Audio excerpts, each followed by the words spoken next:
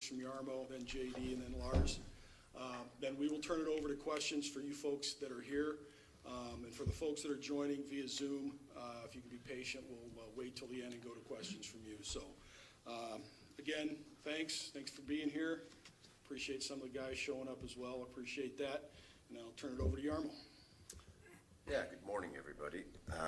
This is an exciting day, like Todd said, and we went through a very thorough and exhaustive search and interviewed all of the available top candidates in our opinion, and some of them twice, and actually interviewed the guy we know the best 3 times, sitting next to me here, and obviously not about the interview with him. We've known him through the years. We've gotten to know him real well, and we had this term. He was one of the first interviews that we had, and we used this term, the Lars bar, and nobody seemed to get over the Lars bar. And the more and more we thought about it, everything we know about the man, his passion for the game, his work ethic, his attention to detail, his communication skills, and we felt that he was the best choice for us, and it was a clear consensus within our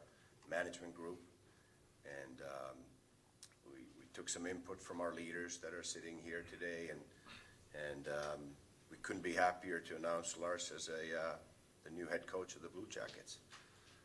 And I think it's going to be a fresh new voice for us. He's coached for us in the American League as a head coach, and had 2 of the best records that the franchise has ever had in the American League. He doesn't have NHL head coaching experience, but they all started at some point as a head coach, no matter what their record is right now. And we're confident that he's going to be a great head coach for us. I personally have thought from basically the day I met Lars that he's going to be a great head coach in the NHL someday. And we've always believed in promoting from within people that deserve the chance. That's how we try to groom people, not only on the coaching side, but on the management side as well. I'm very proud of the fact that we can groom and offer opportunities to guys that have paid their dues in our organization. That's something that I take very seriously in my work. Last year, 2 of the guys that I hired for their first NHL job got GM jobs. It makes me very proud, and it makes me very proud to promote Brad to our head coach, because he's earned it. Okay, thank you. Thanks for coming out, everybody. Good to see Lars' family here. And to the players, we appreciate you being here.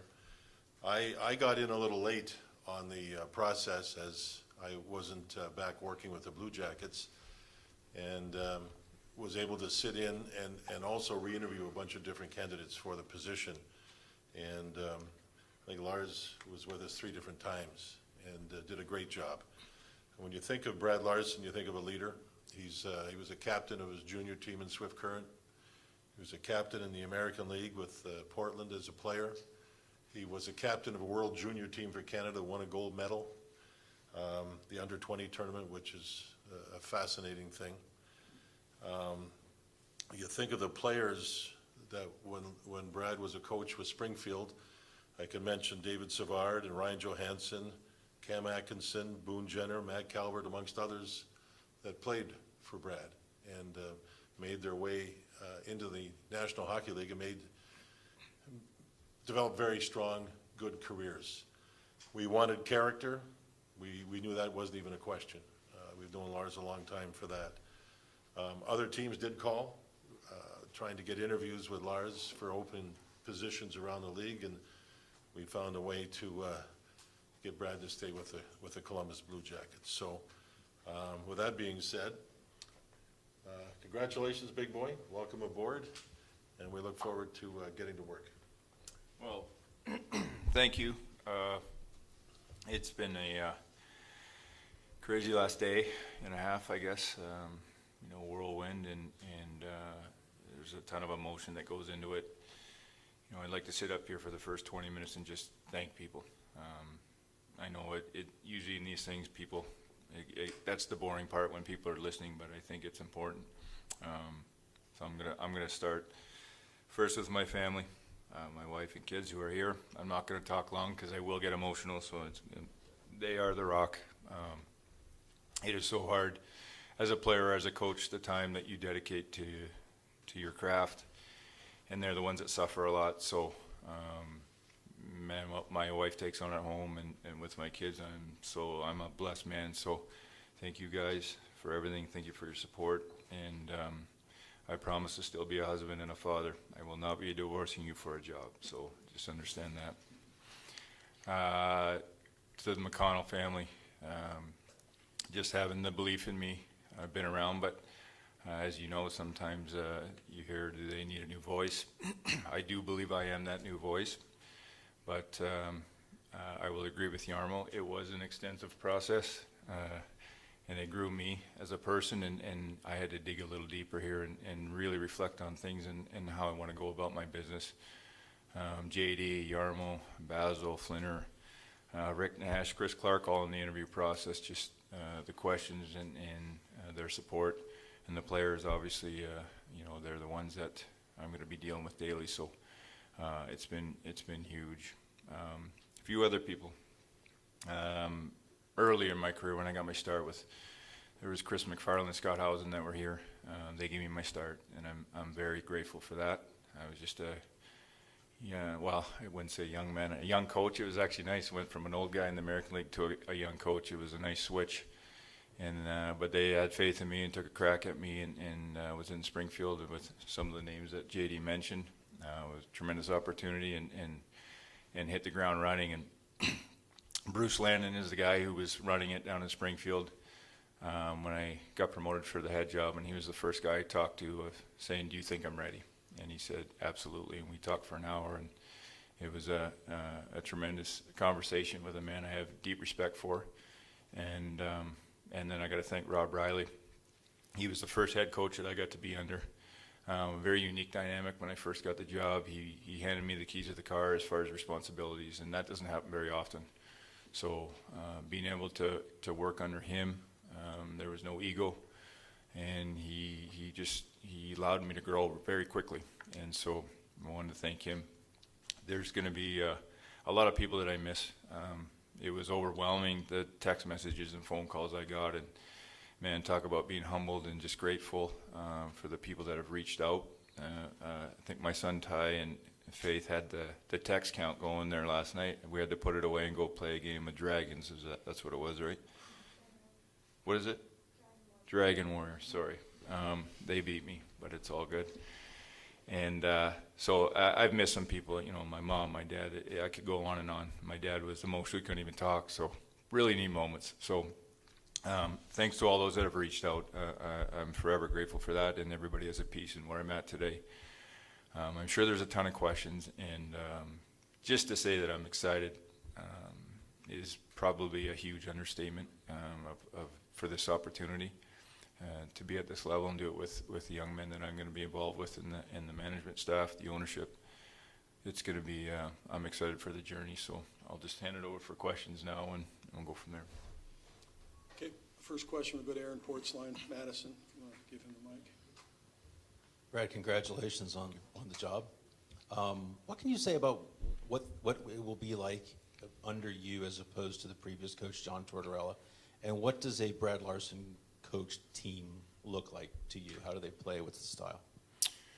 Well, I'm sure we'll mention Torts' name a number of times here. I was with him for 6 years, and Torts is Torts. I mean, there's no, you don't try to copy a man's style at all. I think the advice I got when I took coaching was you always be true to yourself, and that's what I'm going to be. And I think as you get to know me, you're going to see that. I told these guys from the start, I'm my own man.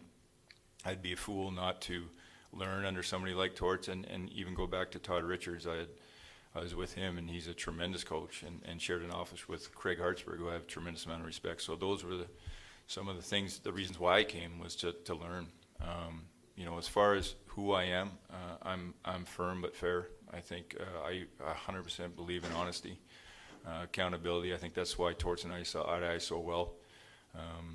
I've shared this many times. I probably will handle things differently than Torts just because that's who I am. and not because he was wrong and I was right, but that's who I am. And I enjoy the aspect of getting to know the athlete and creating relationships and valuing what they do. I know how hard it is to work, and you know, I carved out a, you know, it was a very spotty career, but you know, I kind of mucked and grind to about 300 games in the NHL and 400 in the American League, and it was ugly most of the time. So, but I do know what it's like to be sent down. I do know what it's like to be your heart getting ripped out and telling you you're not good enough, and you know, and then finally hearing that yes, and what that feels like. And that's the joys of coaching, is when you see progress with your players and you connect with them, and you're there to help. You're there to nurture and grow them, and not just as athletes all the time, but as people. I think that's the thing we forget about. There's such a human element here, and you know, we put the jersey on, or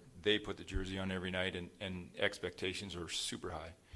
So I think as a coaching staff, and I'm excited to do that and hire that, but understanding what those expectations feels like and how we can help them, how we can grow and bring people together. And the most rewarding thing is when you see a team come together and play with that fire, passion, and togetherness, you know, and it's something special when you see it. So that's what I'm most excited about. And you know, it's a simple question, but it's a long answer. We could be here for a long time telling you what that's going to look like, you know, from practice habits to, you know, I value conditioning, I value all these things, and you know, there's a checklist about a mile long right now. But some of the players that have been under me, they understand who I am. I'm very approachable. I'm a guy that wants to create those relationships right away, and that's what I look forward to doing. Edge, go ahead. Brad, as a player, you learned about the transient nature of this profession. As a coach, you've been here the whole time with this organization anyway. Do you feel fortunate to have that be the case? I mean, usually that kind of sticks for coaches too, being transient, bouncing around until they make it. Does that add anything extra special to you climbing the ranks here and becoming the head coach? Yeah, I think to have longevity anywhere, I think it requires a lot of reinventing yourself, a lot of hard work, a lot of support. Gosh, like from your family to your friends to the people you work with. Yeah, there's, you know, I've been here longer than these guys and people around. It's my, you know, 11 years and going to 12, and so right away the first question, well, how is it going to be different? How's a different voice? That's the thing that keeps coming up. How are you going to be different than Torts, right? So I understand those questions. That makes total sense to me. But again, I think it's going to take time. Once you get to know me, you'll fully understand that. I think the players will fully understand that. But yeah, I take a lot of, I hate the word pride, because sometimes pride can be a real negative note to it, but I'm very proud of that we're still doing it here and with one organization, and been able to grow and within an organization, and excited to continue to grow and take this to the next level. Next, we have a mic right here in the right. This is for Yarmo. Yarmo, what are the expectations? Every time we enter a new season, the expectation is to be able to compete for the Stanley Cup. And we've talked about the expectations. We've talked about a little bit of a reset that we had to do at the trade deadline. So we're going to grow. We're going to grow together with a new coach. We're going to grow together as an organization. I think we'll get a lot of internal growth, and we're going to have an exciting summer ahead of us here to be better once the season starts. But you know, we expect to compete to make the playoffs, and once you make the playoffs, you compete to win the Stanley Cup. Next, we'll go to Whitney in the center there. This is for Brad. You've known these guys for a while, some of them longer than others, but you've known them in a different role than what you're going to be taking. Mm-hmm. Is there a challenge now stepping into that head coaching role, and what those relationships might be like with these guys that you've built already a relationship with? Well, sure. Challenge probably isn't a word. It's just there's going to be change. I mean, when, you know, and the good thing is I've been in both roles before. I was a young assistant and then went to head, and then I've been an assistant again, and now back as a head. So you don't change who you are as a person, I think, but now you're delivering hard messages. You're the one that's, you know, we have meetings, and you know, you have final say, and the whole thing I totally believe in is collaboration, you know, from management to my coaching staff. They're going to have a ton of responsibility and trust, you know, and I want to build that with players. So, but someone has to deliver messages, someone has to, when you're running practice, someone has to have the last say and stuff, and that will be me with that collaborative thinking and process. So I will be different in certain ways just because it requires that. But I think who I am as a person will always stay the same, if that makes sense. Next, we'll go to Jeff Svoboda in the front. This one is for Lars. I read a story when you became the head coach in Springfield. You talked about how it was a dream to become an NHL head coach, but you knew it was going to be a process, and you'd have to go through a lot of learning through these years. That was about 10 years ago. Now you've done it as an AHL head coach, done as an NHL assistant. I mean, how much do you think that process has helped you get ready for this opportunity, and how ready do you feel for this opportunity? Well, one thing I've learned in this game as a player now, as a coach, is there's no substitute for experience. There's just not. And going into coaching, I used to study coaches. I'd go in hockey DB and look at their path and what they did and how many years it took them to get to the highest level as a head coach. And if you really study it and you look, the most successful coaches in this league, they took their time. There was no rush. And I've shared with both Jarmo and JD, the path that I took here wasn't to get to the NHL right away. Quite honestly, there was 3 real prominent head coaches that I talked to who told me to stay in the American League and stay as a head coach, and you'll be here in 3 to 4 years. But in my vision of that was I'm not in a rush to be a head coach. I want to do it right. Under Rob Riley was an unbelievable experience, but I felt like I needed to come here, see the league, see the players, work under a staff, see the interaction between management with head coach, and there's a lot of factors and layers that went into that. So for me, actually coming here was a step back, and it was the right move for me.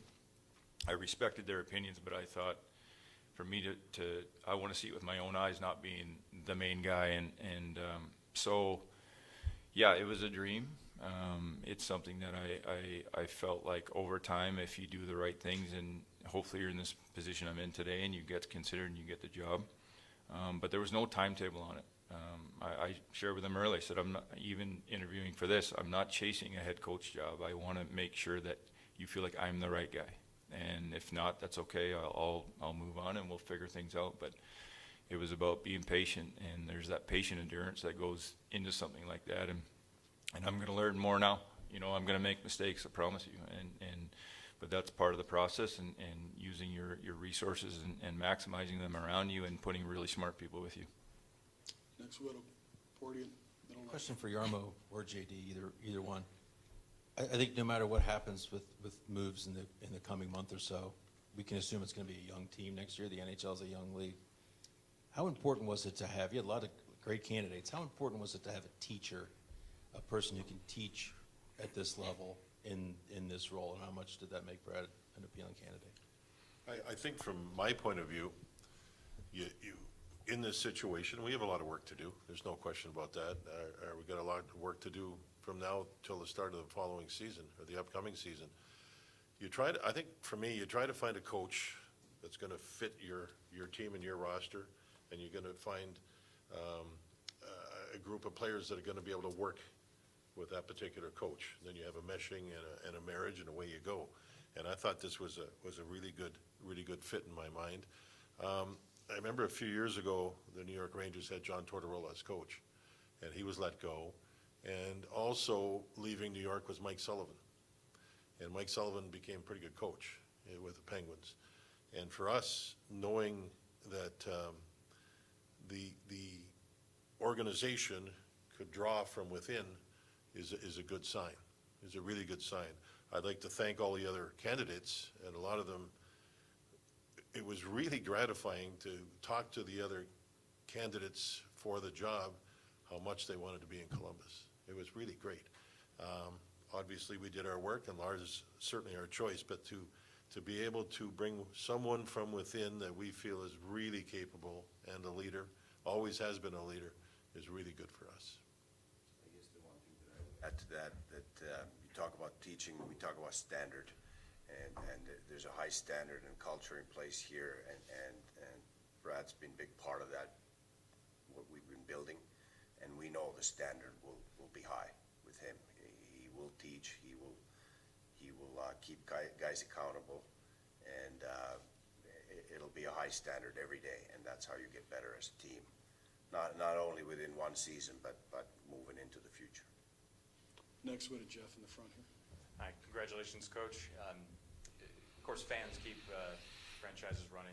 There's been a lot of fan questions in the past half day, specifically over the performance of the power play. Yep. Curious to you how much fan opinion and fan questions and criticism means. And then to a greater question to JD and Yarmo, how do on-ice results among all the factors factor into this decision? Well, criticism is part of the job. I mean, you know, I said this from day one. If you don't meet these things head on, then don't take the job. You can do something else. So I absolutely understand, you know, where the power play's been at the last several years here. And trust me, the players, coaches, everybody. And this is what I share with people all the time. You know, you might have your name on it, but we're all collaborating. We're all trying to find a solution to get it better. The players want to make it better. We want to make it better. It's not there. This is where I get excited about building a staff, and you know, I have some thoughts and ideas, but bringing in some, I say, the best people possible, and looking for a power play guy, looking for a penalty kill guy. I welcome experience if it's the right fit. So fans are passionate. You know, they want to win. They want to have success. Guess what? So do we. That's what we do. It's about winning, and so as far as criticism, there's going to be much more of it ahead. That's, you know, you're in the crosshairs right away as a head coach, and especially when things don't go well. So it's more of an understanding. You know, do I take and read everything? I don't. I'm in the room. I know what's going on. I have a very good idea, and our staff and management, that's the opinions we value most. But I certainly understand the passion of trying to win and frustrations when it's not going well. So we're going to exhaust it. You know, it's going to be an area of focus. And again, there's a lot of thoughts that I have with it, but I look forward to meeting some of these candidates, and when we narrow it down to the right guy, that'll be a focal point for sure. Well, he asked another question just regarding the on-ice. We're in the business of winning, and I think we all want that. The fans want it, management want it, the players certainly want it, training staff wants it. You have to build a team to be able to do that. And we've talked a lot about what we have ahead of us. We have some terrific players that belong to us that are on our staff, or on our roster right now. We've got young people coming, we've got draft picks coming. It's all about putting together that team to get to where you want to go to, but there's no easy way to get there. So we started today. Brad Larsen's our coach. We've got a long, hard, good, very interesting summer ahead of us to try to develop a stronger roster, and we're going to roll up our sleeves. That's all I can promise you. That's what we're going to do. I have a quick one, and then one you can kind of expand on. The quick one would be, is the 2-mile conditioning run going to survive the coaching transition? Oh, there's a group back here that hopes it is gone and eliminated right away. No, I'm going to sit with Kevin, the head strength coach. We're going to discuss some things and just kind of let it die down here first. Yeah, I'm a big proponent of being in shape, you know, and not anything foolish. But I think it's important that if you want to play the game fast and you want to play it hard, and you're talking preseason 82 games and hopefully the long exhausting run of a playoff, you have to invest in your body. You have to invest in conditioning, and there's a lot in the season. There's that fine line of overdoing it and draining your players. You certainly don't want to do that, but you have to invest in practice. It's an important part, and when we're on there, we do things right, and we do it the right way every day, and we're creatures of habit. That's what we are, and the more you do it right, you know, it's not about being perfect, but doing it right and investing in it. You have a way better chance of success. So as far as the 2-mile run specifically, that'll be TBD. You know, when people, I think now, look at this team, look at this roster, the words reload or rebuild or whatever get thrown around a lot. Where do you see this roster? How would you, when you look at it in its current state right now, where do you think you guys are? Well, it's current, and like JD just said, this, you know, we haven't hit the draft, we haven't hit free agency, we have, you know, so what we see now could look a whole lot different in September. We don't know. So to comment something that we don't really know what it's going to look like is, I think, a little bit premature, right? So we could be talking and go X, Y, Z, and then all of a sudden in 3 weeks, the landscape looks much different. So, that's part of their job as management, and again, we're going to collaborate and see where we're at here, and then I think we'll have a better picture of what it's going to look like. So right now, I'm excited. I mean, I'm a first-time head coach. I'm excited regardless, but I know these players. I know last year didn't go as well as we wanted, and it's a fresh slate for a lot of guys, and that's what I'm excited about, because we are going to have energy, we're going to have passion. I'm all about that, and when I hire my staff, they're all going to be, it'll probably be different energy because I have a lot of it, but that's a good, healthy thing, and I think, that's going to be the balance we're going to need. Next, we go to Porty. Hey, Brad, have you been through this process before interviewing for a head coaching position? And I'm wondering, I guess as the second part of that, what is it like to interview 3 times with people you already know? Yeah, my wife kept, what do they want to know about you now? It was a fair question. I've been under the, for an interview with a head coach at the American League level. As it said, there was potentially some opportunities coming here where I was going to do the same thing, but this was the first, and this was, like I said, it was very extensive, very detailed, very, there wasn't any stone left unturned, let's put it that way. So it was, when you're in front of 6 people, even though you know them, it's like they're looking at you through different lenses now. It's one thing to be an assistant coach. That's a whole nother role when, and I understand being an assistant coach, you're there, a support system, you give your input, but at the end of the day, the leader's going to go out and he's having the tough conversations, he's the one directing it, and so now that flips. So of course they're going to be extensive, and they're going to ask you, and there's a lot of questions that you don't get as an assistant coach that you do get as a head, and what it's going to look like. And I told these guys from the start, I'm not afraid to say I don't know. I think humility is a big part of being a head coach. It's not my way or the highway. It's not, it's not putting a system in play right now and getting 2 assistants and going, this is how we're going to play. I want to hear what they have to say. I think that's important. That's how you empower your coaches and make them part of the process. And I want to listen to the players. I think that's important nowadays. It's a different landscape than it was 15 years ago. I think, they're not going to dictate how we play, but I think getting information and listening is, my wife has been very good about 2 ears and 1 mouth and teaching me that lesson. So listening skills are real important, and doing better at it. So I'm gonna be listening a lot here in the probably next several weeks. Next, we go to Whitney. This is for Yarmo and JD, kind of what Brad was just saying, a new landscape, things are different. How important was it for you guys to bring in or hire a guy who maybe could relate to some of these younger players, because you're going to have so much young talent coming in? There's a lot of it sitting behind us here. So how important was that to have a guy who could relate? And it sounds like you got a good volunteer assistant over here, by the way. Yeah, it was important, obviously, and we know he's a really good communicator. So that's our interviews, and extensive they were a lot about, we know Lars, but what would he do differently, and that's how we kind of put it in different areas, and he convinced us. We know he's his own man, we know his character, we know all those things, and we wanted to get into more specifics about how is this going to change, how is this going to change, and how you're going to go about this, and he gave us all the answers that satisfied us and got us through the decision, and he's got all those qualities that we were looking for in a new head coach. What's really important too is we've already started talking this morning about the staff that Brad's going to put together, and he's already mentioned power play and penalty kill. That is going to be very important for how we work as a group, working with our players as a group. So I think there's, again, as I said, a lot of work ahead of us, but it's exciting. We've now made this choice. We feel it's a very strong choice. The communication skills from Brad are exceptional. His love of the Blue Jackets in Columbus is way up the ladder. There was a lot of very, very, very positive things. So again, we have to get together with Brad, find a staff, get together with our players, and keep the standards high and go forward. I think right now we'll open it up to a couple of questions through our folks on Zoom. So first question will go to Clay Hall. Go ahead, Clay.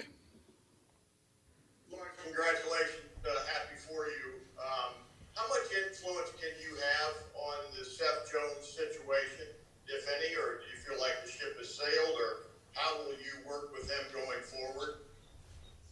Well, obviously, I'm going to reach out to Seth, but those conversations will stay private all the way through. I have a tremendous amount of respect for Jonesy, his game, him as a person. He checks a lot of the boxes, so we'll see what transpires there. But I intend to reach out to him here sooner than later. Next we'll go to Mark Scheig. Go ahead, Mark. Thank you, Lars. Just some of the lessons that you learned from last year, given how crazy everything was. Like, what did you take out of it specifically? Well, lessons in a pandemic year, it's a whole nother bag of lessons you're learning. I go back to that. There's no substitute for experience. I don't think anybody could have predicted the landscape of last year and what that was going to look like. Last year was interesting to me because, the pandemic was what it was, and every team went through it. But I took it as a real opportunity to just sit back and watch, assess that way. A lot's revealed in real critical, intense times about character, and I think watching each individual player, how they responded, was important to me, and it's personal information. That's stuff that I have. I wrote a journal pretty much all last year about different things that went on. So that was the uniqueness of it. It wasn't just a tough year. It was a tough year on top of all these other dynamics, and you can learn a lot about people when you watch them really closely. In the gym, on the ice, what are they doing to help themselves? Like these are real important tangibles when you want to be a winning team. So that's something I was learning. Again, it's not a lot of information I'm going to share with you, but it's something I watch very closely. And next we'll go back to Clay Hall. Go ahead, Clay. I'm sorry, I did not lower my hand. Anything else you want to add, Lars? Maybe that hasn't been asked, or a point of emphasis, or just where do you think you can take this team? Nice recovery, Clay. Yeah, that was a recovery for sure. I'm gonna leave with this.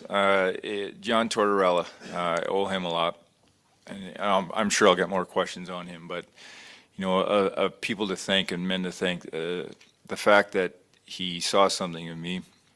Torts came here and he inherited me. He didn't hire me. So being around him, I was, again, this is a great lesson for me. I was a little leery too when he first got hired. What am I getting into? And I called another coach that I'd coached with him, and his first words were, "You are going to effing love him."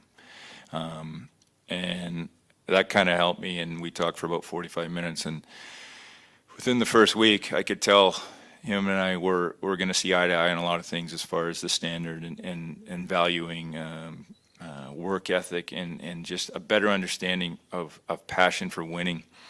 The road splits there and probably how we deal with certain things, but getting to know him over the last 6 years, not just as a coach, that he trusted me, he empowered me, he grew me, but as a man, I wish everybody could get to know him how I did. He's just...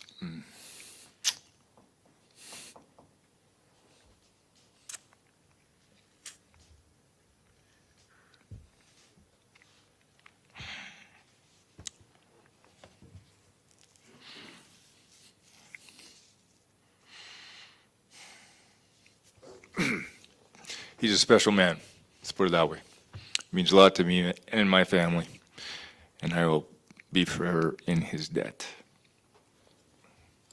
Okay, last one from Zoom. We'll go back to Mark Scheig unless you did the same thing, Mark. Go ahead. No, I did not do the same thing. Well done. Thank you. For Yarmo or JD, either one, I know, Yarmo, you mentioned that the most important thing was to get the right coach for this team to set the standard. Now that that's out of the way, what do you consider to be the next most important thing that your team needs to do in this offseason? Well, we're well into our training now. That's really important for the group that we have here. I think that was one of the things that I'm not so sure that we were as well prepared this year as we've normally been. I think that the standard's been always real high, and the way the fall went, and we were waiting for the season to start.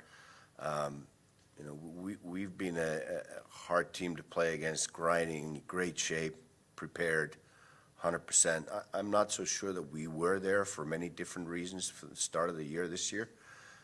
So I think this offseason needs to be great for all of our players. But as a management staff, we're going to have a busy summer.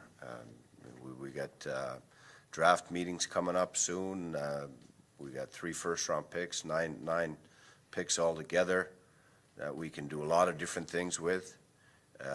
I've already talked to several of the general managers in the league that have protection problems in the expansion draft, and they're eyeing those picks like they're very hungry for our first-round picks. I can tell you that, and we could do a lot of things with them if we think that it makes sense for us now and into the future. We're not going to trade them for a 35-year-old player that could help us next season, no matter how good that player would be. But and then we get the expansion draft before the draft. We have free agency opening up just a few days after the draft. So we're going to be busy. There's no off season for the management, and we've been right at it, and we'll be going at it all summer long. If I could just mention one thing too, in going through the interview process with Brad, his Rolodex is quite extent, and he talked to us a fair amount about present and former NHL coaches that he has relationships with, that he can call and get advice from and ask questions about. And I've always liked that. I don't think there's anybody in the game who should take a shortcut. And when you reach out and talk to these people, maybe, Brad, you can mention who you talk to if you want to, but I like that attitude. Open-minded, deal with people who have been around the block. It makes a big difference. Yeah, just 3 names, you know, those coaches. I talked to Todd McClellan, Ken Hitchcock, and Mike Babcock. You know, I had Babs in a short-term tournament. He's the one who made me the captain for the World Junior team, for Team Canada. Todd I had in junior for 3 years when he was kind of just coming. And I loved him as a coach and kind of followed him up and really respected him. Again, that's where a resume that I looked at, I go, that's an unbelievable path of growth. And Hitch, when I first started here as a young coach, he was let go as a head, but he was kind of mentoring me and he was helping me. And if you've ever sat with Hitch, he's a wealth of knowledge. Let's put it that way. Very smart and enthusiastic. He was excited. I was very grateful that he was just excited to sit with me and share ideas, because I was just starting to get my feet on the ground here as a coach. So those are just 3, but there's more that I reach out to. But I feel so blessed to have people like that, resources. Again, it's not about ego. It's how do you get better, how do you improve, and I expect to reach out to more coaches just on different aspects of coaching in the NHL and what it looks like.